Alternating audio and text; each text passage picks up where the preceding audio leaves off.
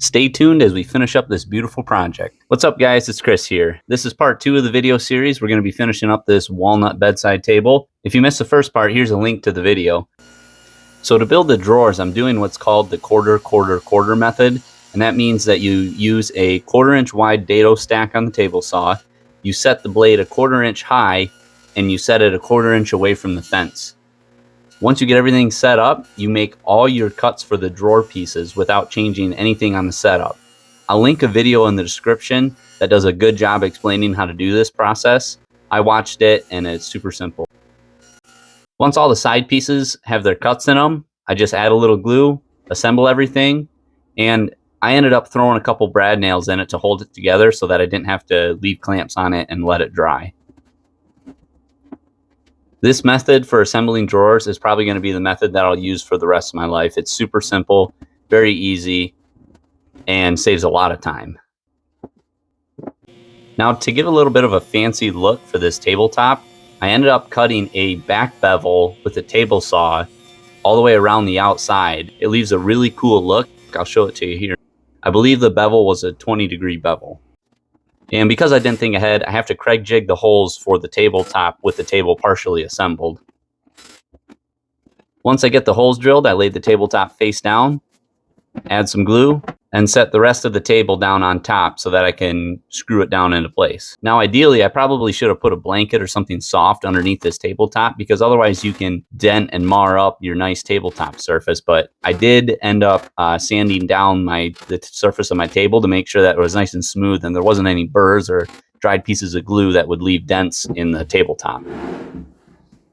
I cut down some scrap pieces of pine and Craig jigged some pocket holes in it, and I use these for the supports for the drawer slides. So in order to set my spacing correctly, I cut down a couple shims out of some scrap lumber so that I can just clamp the drawer slides right to the spacer, and then I'll know my width will be set correctly for the drawer. Now, in order to get the drawer slides mounted in the correct position on the actual drawer, I butt the front of the drawer slide flush with the front of the drawer. And I do this because I want the front of the actual drawer without the drawer panel put on flush with the back of the face of this cabinet panel up front here.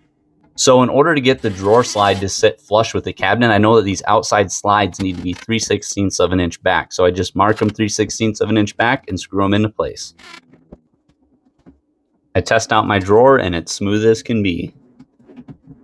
In order to get the gap all the way around this door face to be even, I use playing cards as shims and put an equal amount of playing cards on either side to shim it evenly so I know the gap is the same. When I know how many playing cards need to go in each spot, I pull them all out and keep the stack separate, add some super glue to the back side of the door panel, and push it into place with the stacks of cards back in the gap. And then I push the door face firmly to the drawer to super glue it to the drawer, evenly spaced. I give the glue a few minutes to set up and go ahead and screw the door face into place.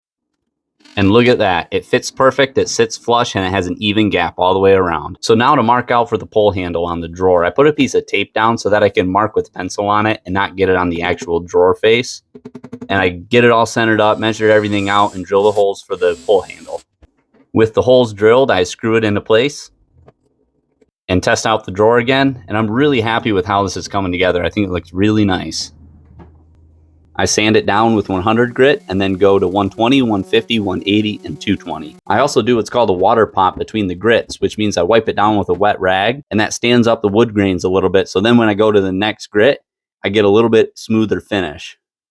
And to prep for the finish, I wipe it down with mineral spirits. Now on the inside, I do a cheaper finish. I just use Danish oil, and my goal is just to seal the wood so that it's not soaking up moisture and warping it all. Here we go, the most expensive finish I've ever put on a table. This is called Rubio Monocoat. It's a hard wax oil, and it's designed for hardwood floors. It's extremely durable, but it's also really expensive. This little bottle right here was roughly $60, $65.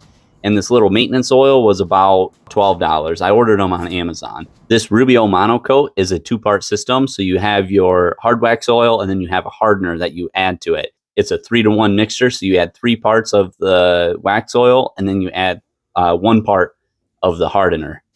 So the process for applying this is, well, I ended up just dumping it on there and spreading it with a Bondo spreader. And I make sure I got a good wet coating on there. And then I used a rag to really kind of rub it in and generate some heat because it's partly a wax-based finish.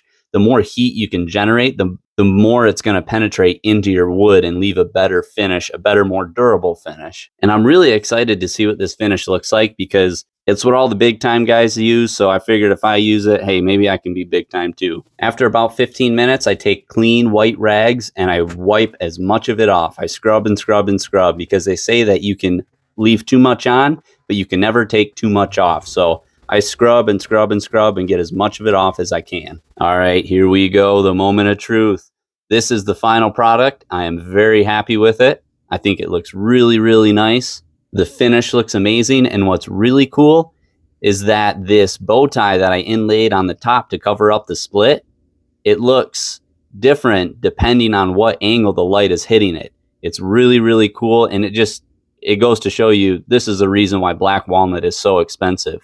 But again, remember, all this came off my sawmill, so I didn't have to buy it. So that's pretty cool. Now, I'm still deciding if I think that Rubio monocoat is worth the money. I'm kind of leaning towards I think it probably is. Even though it's a hard bullet to bite and spend that much money, it really leaves a beautiful finish. Thank you guys so much for watching. I hope you enjoyed the video. Go ahead and leave a comment if you like the project or if you like the video. And stay tuned for another video next week. We'll see you. Bye.